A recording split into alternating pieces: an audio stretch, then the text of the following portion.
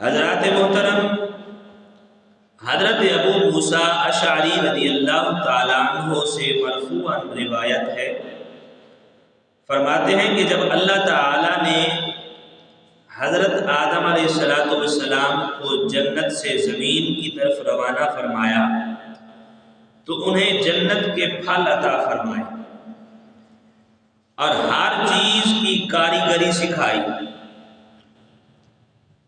تو تمہارے یہ دنیاوی پھل جنت کے پھلوں میں سے ہے، اللہ یہ کہ دنیاوی پھل متغیر ہو جاتے ہیں، تبدیل ہو جاتے ہیں، لیکن جنت کے پھل جو ہے وہ خراب نہیں ہوتے۔ آدم علیہ السلام زمین پر آئے، جس طرح میں مثال دوں دنیا کے اوپر جنتی سیب فرمے کے پھل ہے، سیب ہے، امرود ہے، انار ہے، کیلا ہے، انگور، یہ جنتی پھل ہیں، ان کی مثل ہی جنت میں پھل ہوں گے۔ یہاں دنیا میں نظام یہ ہے کہ پھل توڑ کے رکھو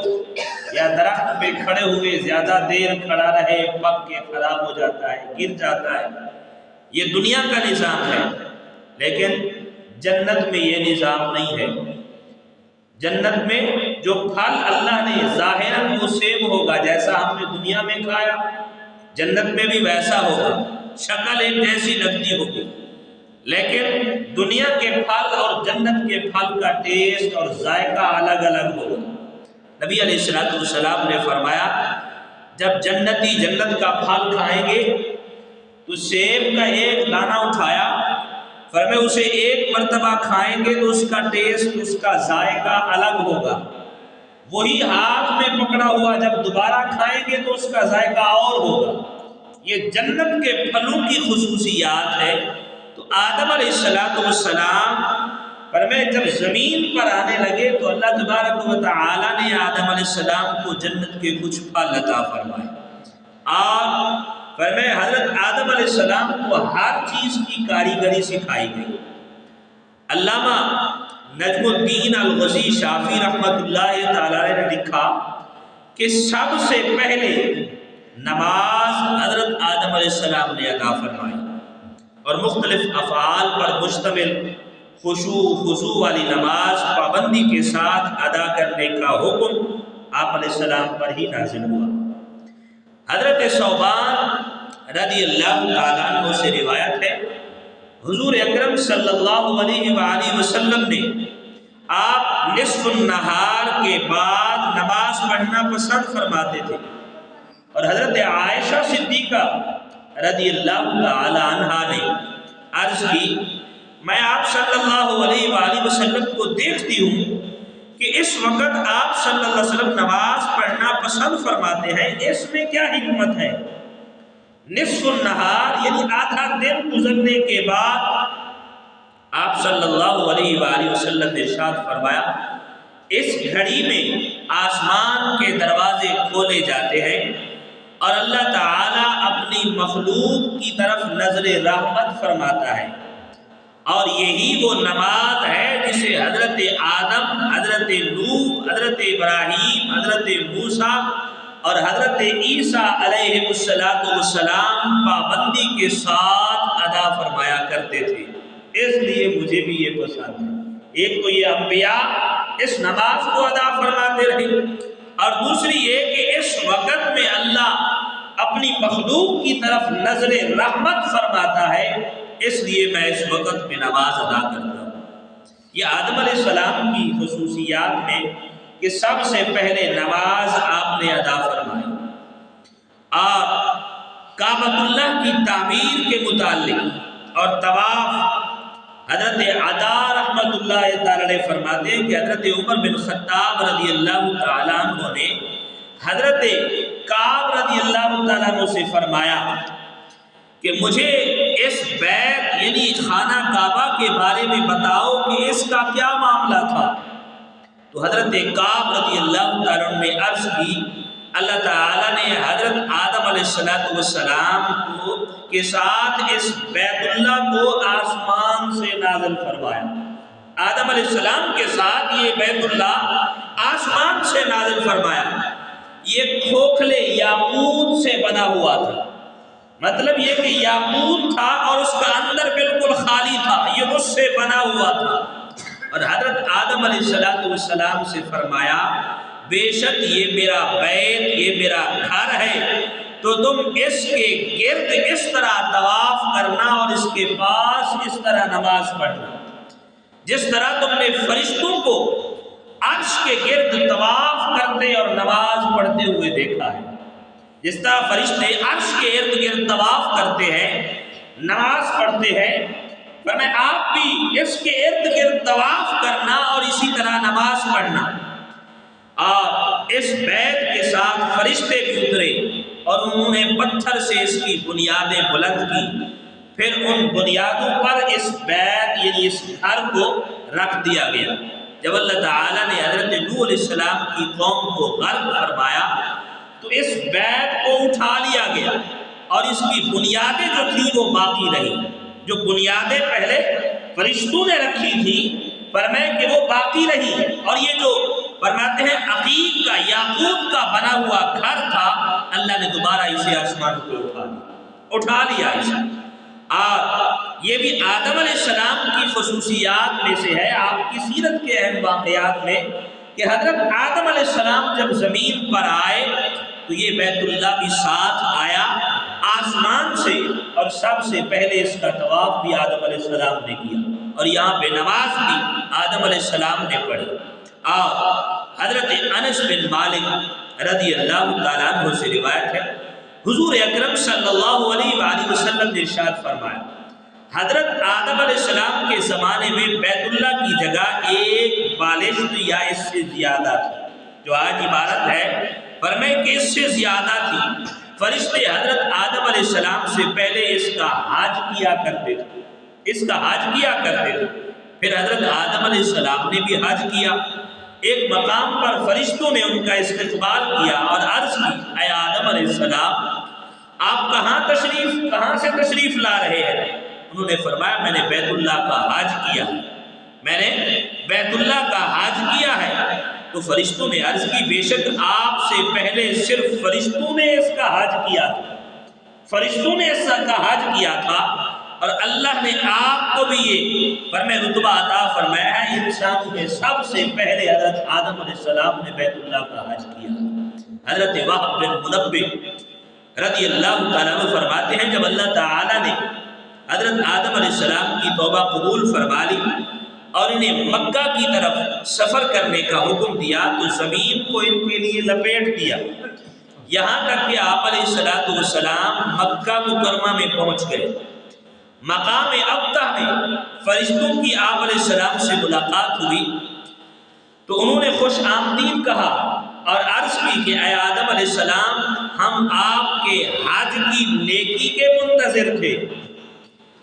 جبکہ ہم نے آپ سے 2000 سال پہلے اس بیت اللہ کا حج کیا۔ آدم علیہ السلام سے 2000 سال پہلے فرشتوں نے عرض کی کہ ہم نے اس بیت اللہ کا حج کیا ہے۔ تعمیر کعبہ کے بعد اللہ تعالیٰ نے حضرت جبرائیل علیہ السلام کو حکم دیا تو انہوں نے آپ علیہ السلام کو حج کے تمام احکام سکھا دیے، پھر وہ آپ علیہ السلام کے ساتھ چلے یہاں تک کہ انہیں عرفات، مزدلفہ، مینا اور جمرات کے مقام پر ٹھہرایا، اور اللہ تعالیٰ نے آپ علیہ السلام پر نماز، زکوٰۃ، روزہ اور غسل جنابت کے احکام بھی نازل فرمائے۔ آدم علیہ السلام کی ذات حضرت عبداللہ بن عباس رضی اللہ تعالیٰ عنہما فرماتے ہیں کہ حضرت آدم علیہ السلام نے ہندوستان سے پیدل چل کر 40 مرتبہ حج کی سعادت حاصل کی،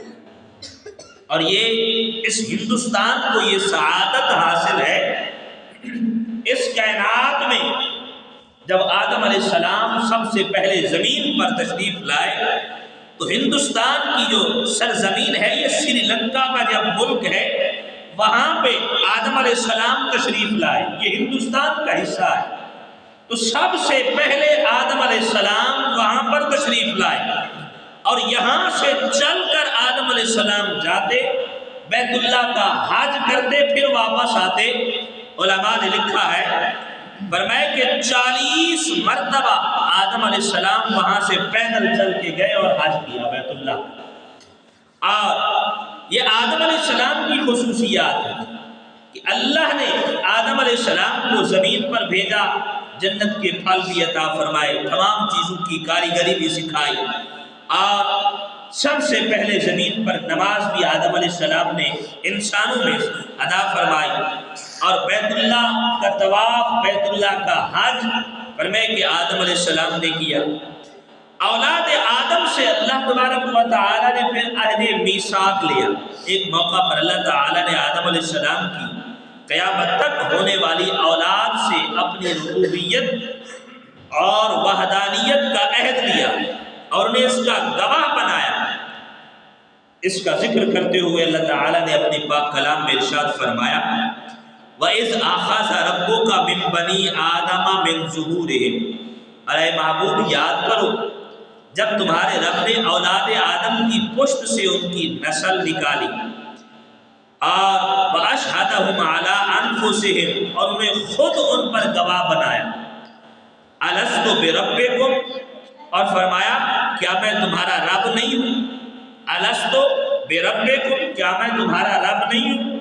قالوا، سب نے کہا بلا، ہاں کیوں نہیں، تو ہمارا رب ہے، شہدنا، ہم نے گواہی دی ہے کہ تو ہمارا رب ہے۔ تفسیر خازن میں ہے کہ یہ ذریت نکالنا اسی ترتیب کے ساتھ ہوا جس طرح دنیا میں انہوں نے ایک دوسرے سے پیدا ہونا تھا، جس طرح ایک دوسرے سے پیدا ہونا تھا، اللہ تعالیٰ نے آدم علیہ السلام کی اولاد کو، ان کی ارواح کو بھی اسی طریقے سے ترتیب سے پیدا فرمایا۔ حضرت آدم علیہ السلام کی پشت سے ان کی اولاد، اور اولاد کی پشت سے ان کی اولاد، اسی طرح قیامت تک پیدا ہونے والے لوگ نکالے گئے۔ اللہ تعالیٰ نے ان کے لیے ربوبیت اور وحدانیت کے دلائل قائم فرما کر اور عقل دے کر ان سے اپنی ربوبیت کی شہادت طلب فرمائی، تو سب نے کہا کیوں نہیں، ہم نے اپنے اوپر گواہی دی اور تیری ربوبیت اور وحدانیت کا اقرار کر لیا ہے۔ تو اللہ تعالیٰ نے اپنی توحید کا، اپنی وحدانیت کا اقرار لیا، سب نے گواہی دی۔ اللہ تعالیٰ نے اس عہد میثاق کی حکمت کو بیان فرمایا کہ اللہ تعالیٰ نے آدم علیہ السلام اور ان کی ذریت سے، ان کی اولاد سے، ابن آدم سے فرمایا جو عہد لیا تھا، الست بربکم قالوا بلا، اس کی وجہ کیا تھی؟ اس کی حکمت بیان کرتے ہوئے میرے رب کریم نے ارشاد فرمایا، ان تقولوا یوم القیامت انا کنا عن ھذا غافلین، اور یہ اس لیے ہوا تاکہ تم قیامت کے دن یہ نہ کہو کہ ہمیں تو اس کی خبر ہی نہ تھی، ہمیں تو اس کی خبر ہی نہ تھی۔ اس لیے عالم ارواح کے اندر اللہ تعالیٰ نے سب سے یہ عہد لیا، او تقولوا انما اشرک آباؤنا، یا یہ کہنے لگو کہ شرک تو پہلے ہمارے باپ دادا نے کیا، وَكُنَّا ذُرِّيَّةً مِّن بَعْدِهِمْ، اور ہم ان کے بعد ان کی اولاد سے ہوئے، أَفَتُهْلِكُنَا بِمَا فَعَلَ الْمُبْطِلُونَ، تو کیا تو ہمیں اس پر ہلاک فرمائے گا جو اہل باطل نے کیا؟ ہمارے باپ دادا نے یہ کیا تھا، ہمیں تو علم نہیں تھا، لہذا فرمائے کہ ہم اس بات کو جانتے نہیں تھے۔ اللہ تعالیٰ نے اس حکمت کے پیش نظر ابھی ذریت کو عالم ارواح میں پیدا فرمایا تو سب سے اپنی ربوبیت کا اقرار لیا، الست بربکم، کیا میں تمہارا رب نہیں ہوں؟ سب نے گواہی دی، قالوا بلا شہدنا، اپنی ذات پر خود گواہی دی کہ ہم گواہ ہیں، بے شک تو ہمارا رب ہے۔ یعنی اے اللہ، فرمائے کہ ربوبیت کا اقرار کرنے والوں، یہ فرمائے گواہ بنانا اس لیے تھا تاکہ تم قیامت کے دن یہ نہ کہہ سکو کہ ہم کفر و شرک میں مبتلا رہے ہیں اور ہمارا قصور نہیں ہے، کیونکہ ہمیں خبر ہی نہیں تھی اس بات کی، تو ہمارا رب اور تیرے سوا کوئی بھی رب نہیں ہے۔ اے رب کریم، تو بے خبر کو نہیں پکڑتا۔ اللہ تعالیٰ نے اس بے خبری کا بہانہ ہی پہلے ختم فرما دیا، فرمائے کہ کل قیامت کے دن تم یہ انکار نہ کر سکو کہ ہم تو بے خبر تھے، غفلت میں تھے، ہم تو بعد میں آنے والے تھے، ہمیں پتہ نہیں تھا۔ اللہ تعالیٰ نے اس بات کو ختم فرما کے عالم ارواح میں ازل سے ہی فرمائے یہ بات پہلے فرما دی، الست بربکم قالوا بلی۔ اور آیات میثاق سے کچھ اہم باتیں جو علماء نے بیان فرمائی۔ پہلی بات یہ کہ عمومی طور پر شرعی احکام میں بے خبری معتبر نہیں۔ کوئی یہ عذر پیش کر کے کہ مجھے نہیں معلوم تھا، اللہ تعالیٰ کے عذاب سے نہیں چھوٹ سکتا۔ پر میں کوئی یہ کہے کہ اب مجھے یہ معلوم نہیں کہ نماز فرض ہے یا نہیں ہے، کوئی اس بات سے فرمائے کہ غفلت کا مظاہرہ کرے کہ مجھے تو اس بات کا پتہ ہی نہیں ہے، تو اب یہ رب کے عذاب سے چھوٹ نہیں سکتا، بچ نہیں سکتا۔ یہ بے خبری قابل اعتبار نہیں ہے، کیونکہ عرف عام میں یہ چیز بالکل عام ہے، ہر کسی کو معلوم ہے کہ نماز فرض ہے، ہر بندے کو چھوٹا ہے بڑا ہے، پڑھا لکھا ہے ان پڑھ ہے، سب کو پتہ ہے کہ نماز فرض ہے۔ اب کوئی بندہ اس بات سے بے خبری کا اظہار نہیں کر سکتا۔ ایک بات تو یہ معلوم ہوگی، اور ہر شخص پر یہ فرض ہے کہ ضرورت کے مطابق دینی مسائل سیکھے، جو اس کی زندگی کی ضروریات ہیں ان کو پہچاننے کے لیے دین کے احکام سیکھے، یہ ہر شخص پر فرض ہے۔ اور تیسری بات، باطل عقائد میں باپ دادا کی پیروی درست نہیں ہے۔ اللہ تعالیٰ نے ہمیں عقل و شعور بھی بخشا ہے، اور لہذا خود تحقیق کر کے درست عقیدے اختیار کرنے چاہیے۔ کوئی یہ نہ کہے کہ میرا باپ تو ایسا عقیدہ رکھتا تھا لہذا میں نے بھی وہی عقیدہ رکھا۔ اب اللہ تعالیٰ نے تجھے عقل بھی دی ہے، شعور بھی دیا ہے، سمجھ بھی عطا فرمائیے، دیکھنے کی طاقت بھی ہے، سننے کی صلاحیت بھی ہے، سب کچھ میرے رب نے دیا ہے۔ اگر خود سے نہیں سمجھ سکتا، علماء کے پاس جا سکتا ہے، اس بات کی حقیقت کو جان سکتا ہے کہ مجھے بتائیے ہمارے صحیح عقائد کیا ہے قرآن و سنت کی روشنی میں، تو یہ اس بات کی دلیل ہے اللہ نے جو پہلے بیان فرما دی، الست بربکم، رب نے اپنی پہچان پہلے کروا دی، اور پھر یہ دنیا کے اندر انبیاء کی صورت میں، علماء کی صورت میں فرمائے کہ دین کے احکام بتلائے، تاکہ کوئی بندہ قیامت تک یہ اس بات سے غفلت کا اظہار نہ کرے، ہمیں تو خبر ہی نہیں تھی اس بات کا۔ اور چوتھی بات، گناہ کی بنیاد ڈالنا اگرچہ بڑا جرم ہے، مگر گناہ کے مرتکب لوگ خود بھی مجرم ہیں، وہ یہ عذر نہیں کر سکتے کہ چونکہ اس گناہ کی ایجاد کرنے والے ہم نہیں ہیں، بلکہ دوسروں کی پیروی میں گناہ کے اس لیے قصوروار بھی نہیں ہیں کہ گناہ تو انہوں نے کیا تھا، یہ کام تو انہوں نے کیا تھا، وہ کر رہے تھے، ہم نے ویسے دیکھ لیا، ہمیں تو پتہ ہی نہیں تھا یہ گناہ ہے یا نہیں ہے۔ فرمائے کہ ظاہراً تو پتہ ہے یہ گناہ ہے،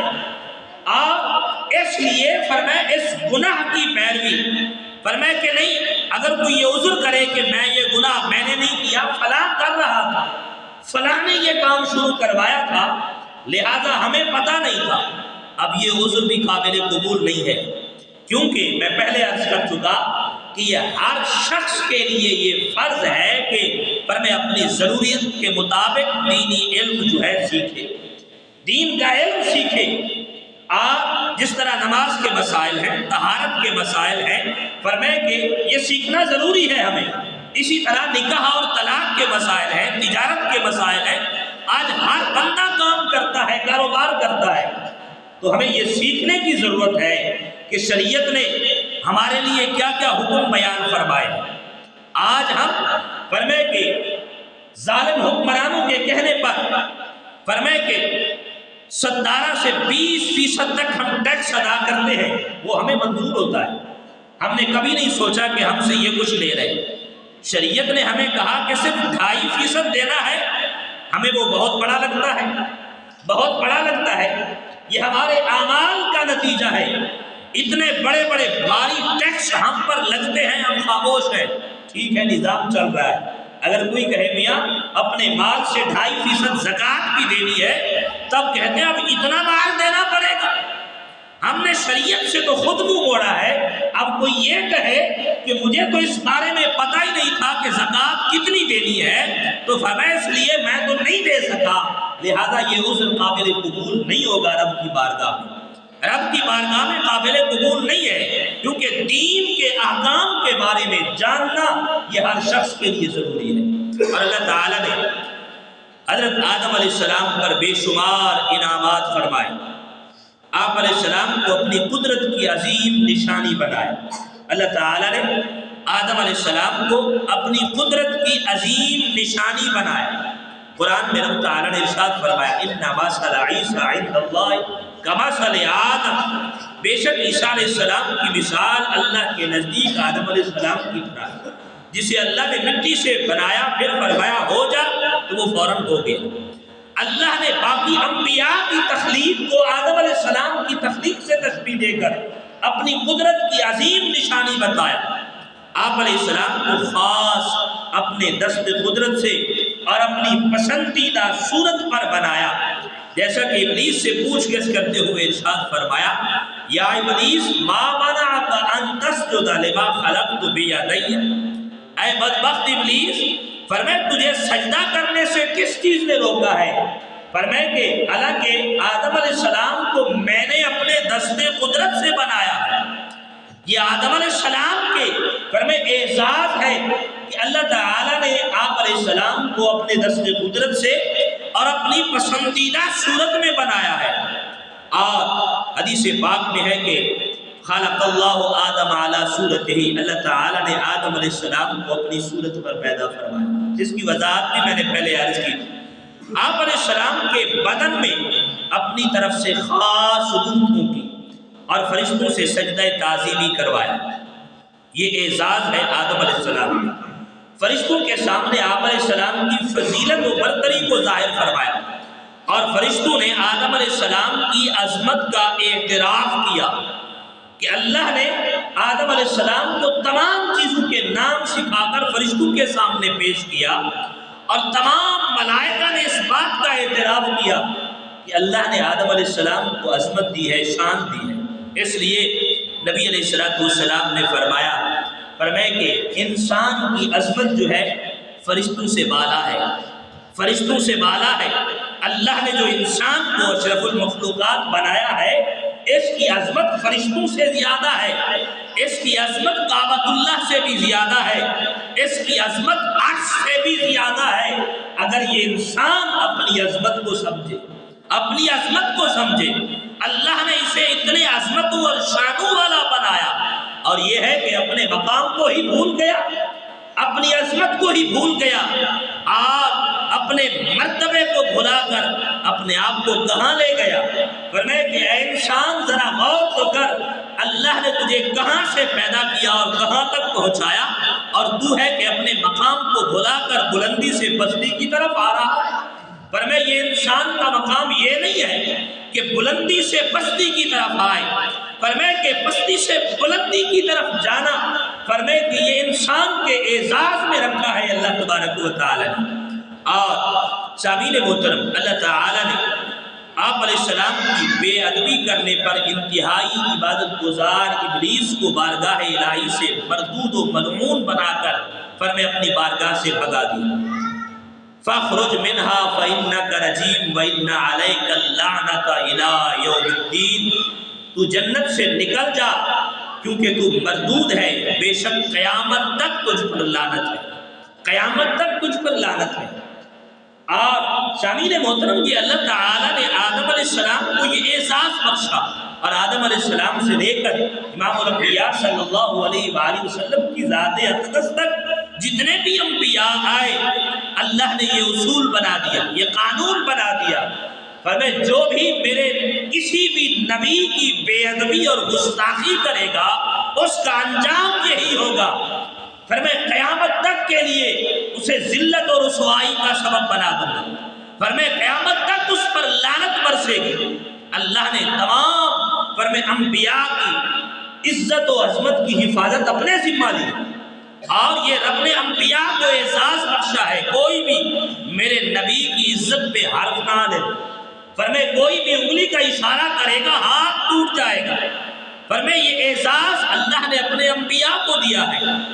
آپ علیہ السلام حضرت آدم علیہ السلام کو جنت میں رہائش عطا کی، اور مخصوص درخت کے علاوہ آپ کے لیے جنتی نعمتیں فرمائے کہ مباح فرمائی، جہاں سے چاہیں کھا لے، یہ اللہ نے آدم علیہ السلام کو اعزاز بخشا۔ اور آدم علیہ السلام کی زندگی میں ایک آخری بات عرض کرتا چلوں، آپ کے دو بیٹوں کا تذکرہ بڑا خاص ملتا ہے، حابیل اور قابیل کا ایک اہم واقعہ ہے، فرمائے جو قرآن نے بھی ان کو بیان فرمایا۔ آدم علیہ السلام اور حضرت حوا کو اللہ تعالیٰ نے اپنی قدرت سے پیدا فرمایا، پھر ان دونوں کے ملاپ سے نسل انسانی کی ابتدا فرمائی، جیسا کہ اللہ تعالیٰ نے ارشاد فرمایا یا ایھا الناس اتقوا ربکم الذی خلقکم من نفس واحدہ۔ اللہ تعالیٰ نے اے لوگوں اپنے رب سے ڈرو جس نے تمہیں ایک جان سے پیدا کیا، وخلق منہا زوجہا، اور اسی میں سے اس کا جوڑا پیدا کیا، وبث منہما رجالا کثیرا ونساء، اور ان دونوں سے کثرت سے مرد و عورت پیدا کی۔ ایک روایت میں ہے کہ حضرت حوا 20 یا 40 مرتبہ آدم علیہ السلام سے حملہ ہوئی، اور ہر حمل میں 2 بچے پیدا ہوئے، ایک لڑکا اور ایک لڑکی۔ جب یہ جوان ہو جاتے تو حضرت آدم علیہ السلام ایک حمل کے لڑکے کا فرمائے دوسری مرتبہ جو بچے پیدا ہوئے وہاں سے ایک لڑکی کا آپس میں نکاح فرماتے۔ ایک تو یہ اللہ تعالیٰ کی طرف سے حکم تھا، اور دوسرا یہ تھا کہ انسان صرف آدم علیہ السلام کی اولاد میں سے ہی پیدا ہوتے تھے، کسی اور جن سے نہیں۔ ایک دوسرے کے ساتھ نکاح کرنے کے علاوہ اور کوئی صورت ہی نہ تھی کہ فرمائے نسل انسانی کو کیسے بڑھایا جائے۔ تو ان میں ہی اولاد میں قابیل اور حابیل 2 لڑکے تھے، جن کے ساتھ ایک لڑکی بھی پیدا ہوئی، اور قابیل کے ساتھ جو لڑکی پیدا ہوئی وہ بہت خوبصورت تھی اور اس کا نام اکلیمہ تھا، اور حابیل کے ساتھ پیدا ہونے والی لڑکی لیوزا یہ حسن میں کم تھی۔ اور جب حضرت آدم علیہ السلام نے شرعی دستور کے مطابق قابیل کا نکاح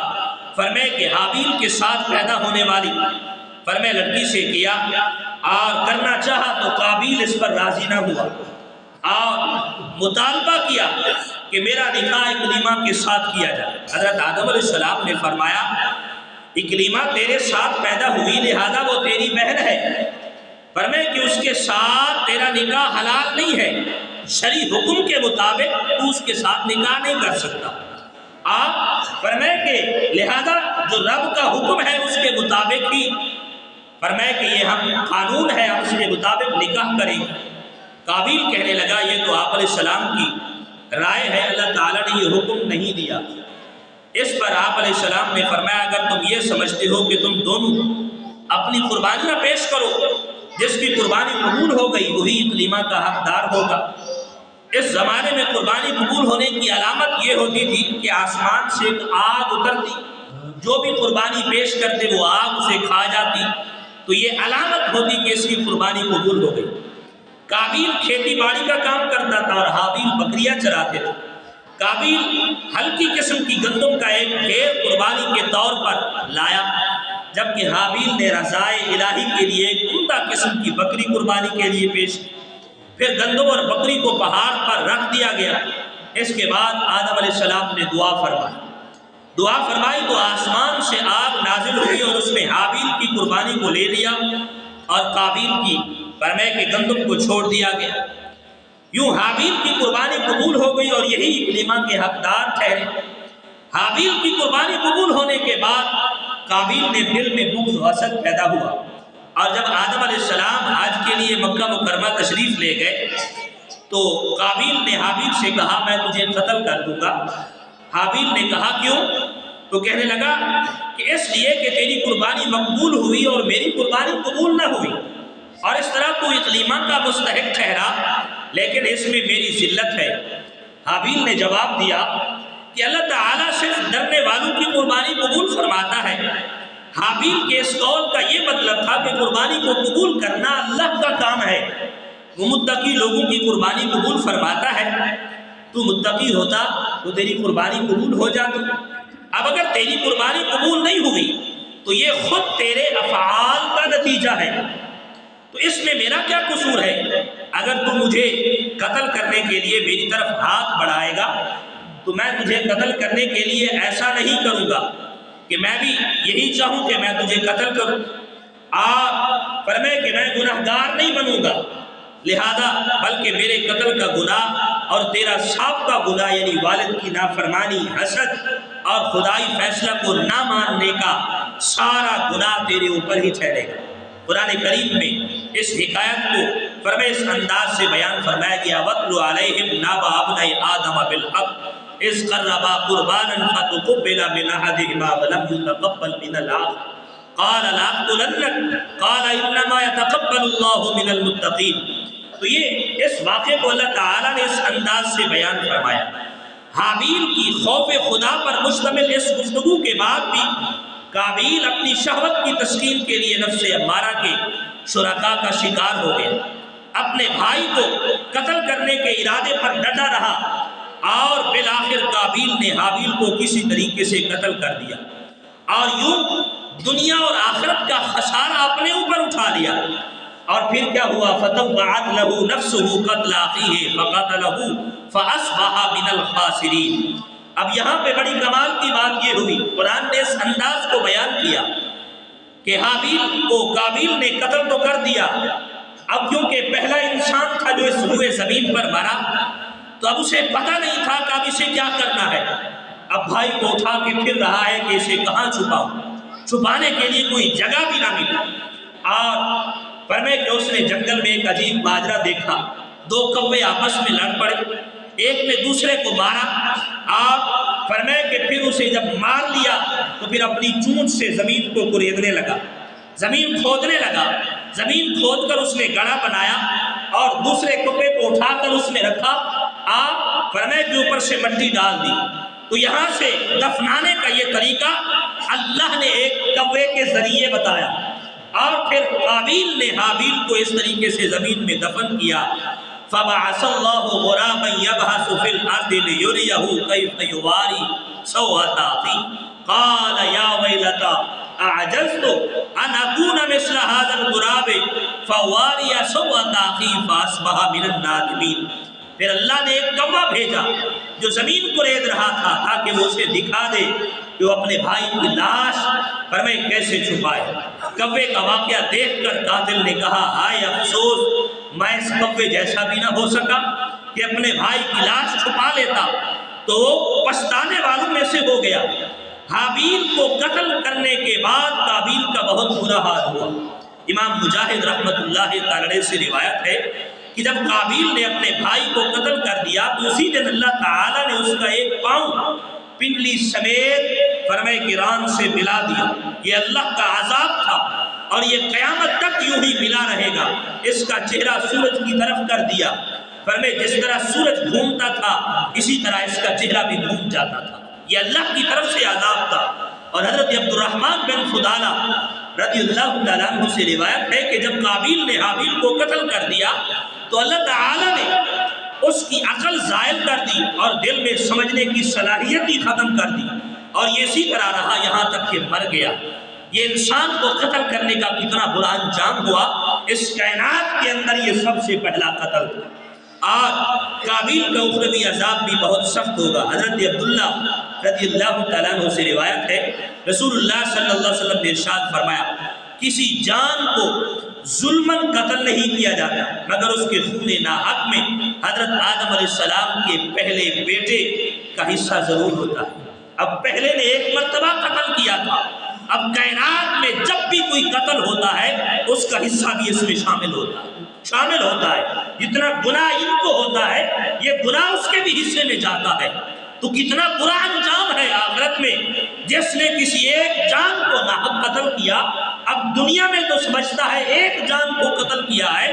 ایک مرتبہ گناہ کیا ہے، اور قیامت تک کے لیے فرمائے کہ یہ گناہ اس کے نامہ اعمال میں لکھا جاتا رہے گا۔ تو اس سے معلوم ہوا قیامت کے دن قابیل کو قتل کے گناہ کی سزا ملے گی اور ان کے قاتلین کے گناہ قتل کی سزا بھی ملے گی جو قیامت تک کسی کو ناحق قتل کر کے فرمائے کہ جان سے ماریں گے، تو فرمائے یہ قیامت تک کے لیے جتنے گناہ ہوتے رہیں گے یہ سزا ان کو بھی ملے گی۔ کتنا بڑا گناہ ہے کسی جان کو ناحق قتل کر دینا۔ آج تو اس کی پرواہ ہی نہیں کی جاتی، فرمائے کہ مار دیتے ہیں آپ یہ سمجھتے ہیں کہ ہم نے بہت بڑا کام کر دیا ہے۔ تمہیں یہ معلوم نہیں ہے رحمت عالم نور مجسم صلی اللہ علیہ وآلہ وسلم نے ارشاد فرمایا کسی نے فرمائے کسی ایک جان کو فرمائے ظلم ناحق مارا ہے تو فرمایا اس ایسے سمجھے کہ اس نے پوری انسانیت کا قتل کیا، پوری انسانیت کا قتل اس کے نامہ اعمال میں لکھ دیا جاتا ہے، اتنا بڑا گناہ۔ اللہ تعالی ہم سب کو فرمائے قرآنی تعلیمات کو صحیح معنی سمجھ کے عمل کی توفیق عطا فرمائے۔